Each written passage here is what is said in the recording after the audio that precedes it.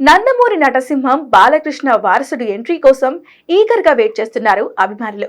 గత కొన్నాళ్లుగా అదిగో ఇదిగో అని ఊరిస్తూ వచ్చిన బాలయ్య ఎట్టకేలకు గతేడాది మోక్షజ్ఞ ఎంట్రీ గురించి అధికారికంగా ప్రకటించారు.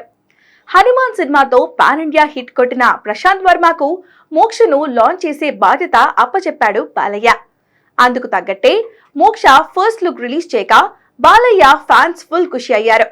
ఇక షూటింగ్ వెళ్లడమే లేట్, పూజా కార్యక్రమాలకు ముహూర్తం ఫిక్స్ చేశారనే వార్తలు వచ్చాయి. కానీ సడన్ గా అన్నిటికీ బ్రేక్ పడిపోయింది. దీంతో ఈ ప్రాజెక్ట్ ఆగిపోయినట్లుగా ప్రచారం జరుగుతోంది. దానికి తోడు ప్రశాంత్ వర్మకు ప్రభాస్ ఛాన్స్ ఇచ్చినట్లుగా తెలుస్తోంది. ఇప్పటికే ప్రభాస్ లుక్ టెస్ట్ కూడా అయినట్లుగా చెప్తున్నారు.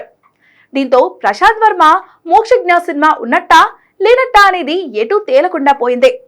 ఇండస్ట్రీ వర్గాల్లో మాత్రం మరోసారి ఈ ప్రాజెక్ట్ ఆగిపోయిందనే చర్చ జరుగుతోంది. దీంతో ఈ ఏడాదిలో మోక్ష ఎంట్రీ ఉంటుందని గట్టిగా నమ్మిన బాలయ్య అభిమానులు కాస్త డిసప్పాయింట్ అవుతున్నారు. బాలయ్య వారసుడి ఎంట్రీ అంటే అంచనాలు ఎలా ఉంటాయో ప్రత్యేకంగా చెప్పాల్సిన అవసరం లేదు. బాలయ్య కూడా మోక్షని పక్కా ప్లానింగ్ తో లాంచ్ చేయాలని చూస్తున్నాడు.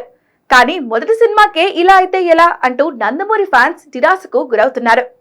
అయితే ఇంత జరుగుతున్నా కూడా మేకర్స్ నుంచి ఎలాంటి క్లారిటీ రావడం లేదు.